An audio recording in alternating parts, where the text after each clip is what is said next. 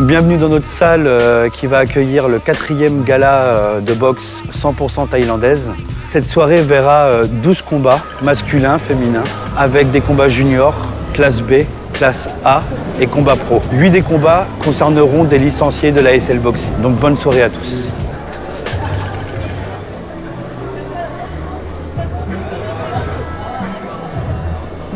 Tous les ans, on organise un gala. C'est énormément de travail. D'ailleurs, je vais en profiter en même temps pour remercier tous les gens qui se sont investis là-dedans parce que c'est un travail énorme. C'est un an de travail. C'est tous les gens qui organisent des galas, ils doivent savoir ce qu'il en est. Et cette année, on a dépassé encore nos espoirs puisqu'il y avait encore beaucoup plus de monde que d'habitude. C'était à guichet fermé et il y a eu un super spectacle au niveau des combats. Il y a eu 13 combats. Allez, c'est parti pour la 4e soirée boxe 100% thaïlandaise. Alors la boxe thaïlandaise qui a la particularité par rapport aux autres boxes d'avoir certains rituels. Vous avez le Wek Ru. Le Wek Ru qui est une façon pour le boxeur de s'apprivoiser le ring. Et il y a le Ramway. Donc le Ramway, c'est une danse rituelle et traditionnelle qui précède un combat.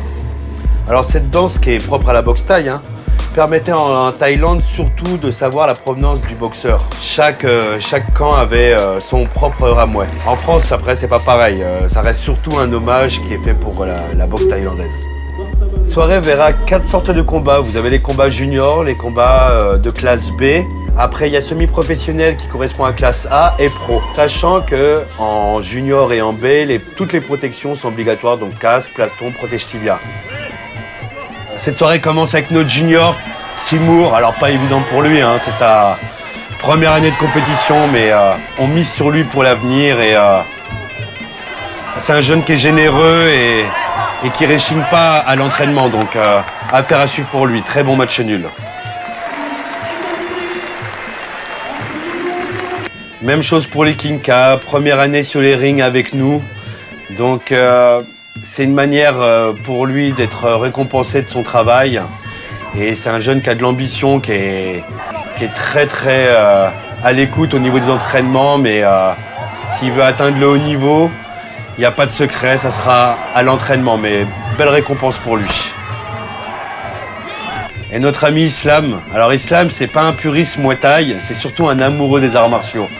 Donc cette année, c'est vrai que c'est pas facile pour lui de s'entraîner, mais il avait comme objectif de venir s'entraîner pour être présent au gala. Chose faite, mais évidemment, quand on travaille, et à ce niveau-là, il faut de l'entraînement. Énormément d'entraînement. Alors, effectivement, les entraînements, c'est dur. Mais on n'a rien sans rien. C'est ce que je dis tout le temps, moi, à mes élèves. Entraînement facile, combat difficile. Donc si on veut vraiment faire du combat, rentrer dans la compétition, il faut vraiment s'entraîner très dur. Parce que c'est quand même un investissement difficile, physiquement et sur le plan familial, sur le plan professionnel. On peut pas, à mon avis, je pense que si on veut être un compétiteur de très haut niveau, on ne peut pas faire autre chose que du Muay Thai. La condition physique, pour moi, c'est, j'étais pour dire 80%, mais c'est au moins 60%, 70% de la valeur d'un guerrier. Après, les techniques, ça s'apprend. Mais quelqu'un qui connaît les techniques, qui n'a pas de condition physique, c'est impossible, c'est pas possible. Il ne pourra pas. Quand j'entraîne, j'ai tendance à rester, mais moi, je ne fais pas exprès, c'est vraiment du traditionnel. Alors, ce que je fais, c'est que quand je viens de temps en temps, je donne un cours entièrement en boxe traditionnelle.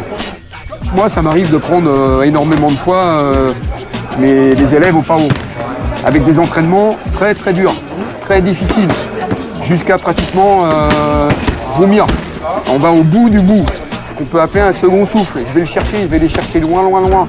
Et ce qui me fait très plaisir, c'est quand les gars partent en Thaïlande, quand ils reviennent de la Thaïlande, après avoir passé un mois là-bas, en stage dans les camps, quand ils reviennent me voir, je leur demande comment ça s'est passé, ils me font, tu sais quoi ? Tout ce qu'on a fait là-bas, c'est ce que tu nous as fait voir. Alors là, on rentre dans la préparation des boxeurs. Alors c'est vrai que cette préparation sur un événement comme ça, surtout à la maison, est très individuelle. Vous avez ceux qui ont besoin de se faire masser, vous avez ceux qui ont besoin d'être au calme, vous avez ceux qui ont besoin de délirer un petit peu, se décontracter. Même à 5 minutes du combat, vous avez ceux qui ont besoin d'être dans leur coin et ceux qui ont besoin de... Ils testent leur technique une dernière fois pour aborder le combat. Alors celui-ci avec Samuel Ngo, donc Samuel qui représente vraiment la boxe thaïlandaise, qui est vraiment un combattant, ce qu'on appelle fimeux, c'est-à-dire très traditionnel. et voilà, qui a combattu en Thaïlande et qui a vraiment une technique très thaïlandaise. Et c'est pas pour rien que ce combat a été un des plus beaux avec un adversaire qui a très bien bossé également. Et de toute façon, les images parlent d'elles-mêmes, donc je vous laisse savourer.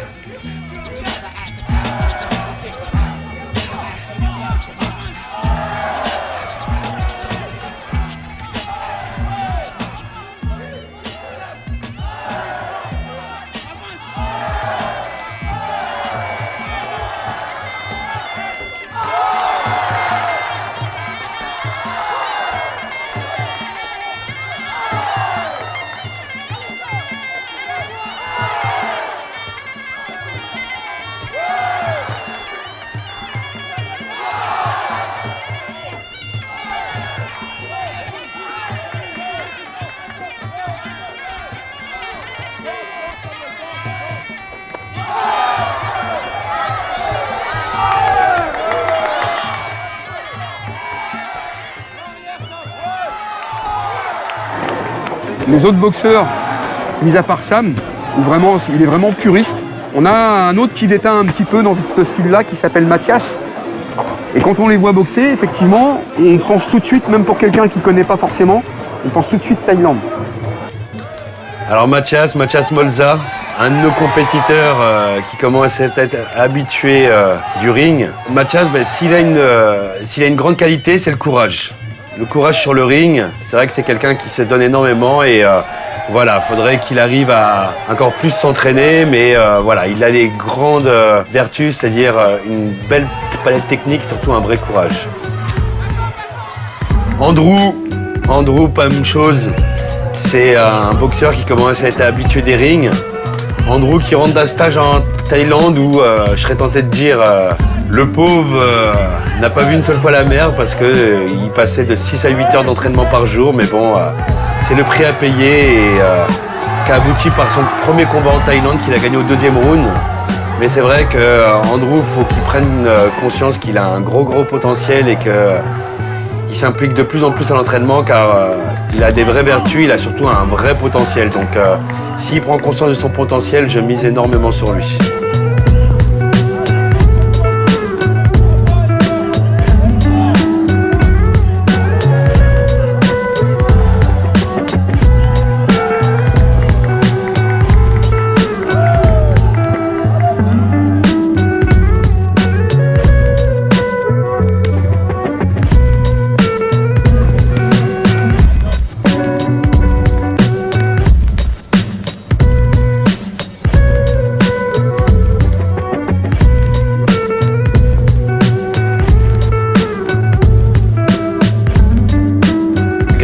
Grégory Quinton, donc, qui est un des instructeurs du club, directeur sportif.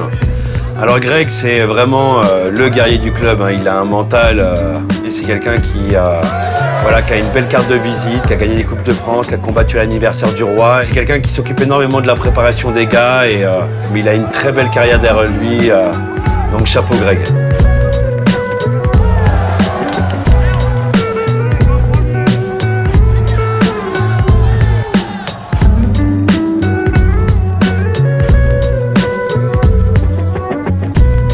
Le combat féminin qui nous tenait à cœur, on voulait vraiment que la boxe féminine soit représentée et elle l'a été vraiment très dignement qu'avec un combat qui a tenu toutes ses promesses.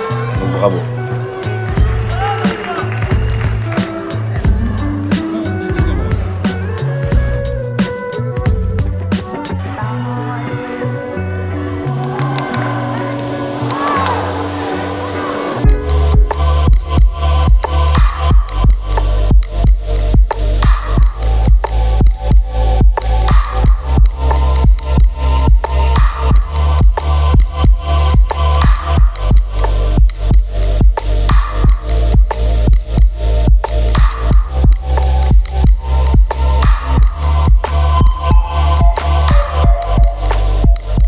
Anthony, c'est quelqu'un qui est un petit peu en dehors des autres, qui a eu jusqu'à maintenant un palmarès éblouissant, puisqu'il a été remarqué et il rejoint l'équipe de France.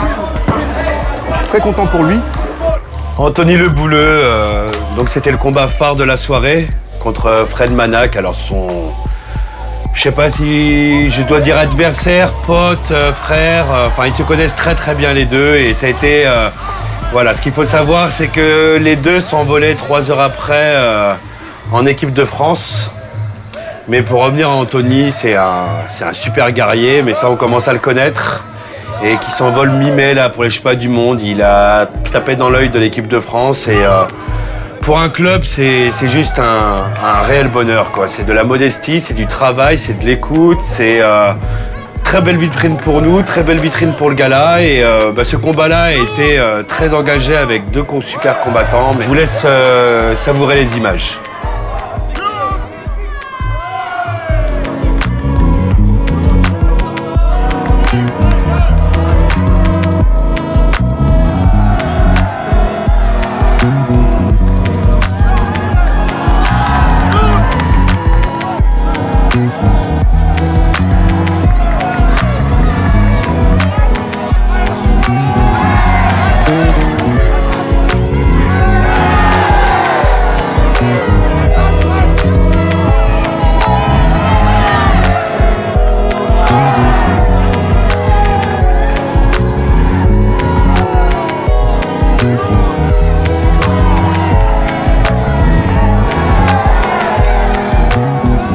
Et Anthony, je pense que c'est quelqu'un qui ira loin.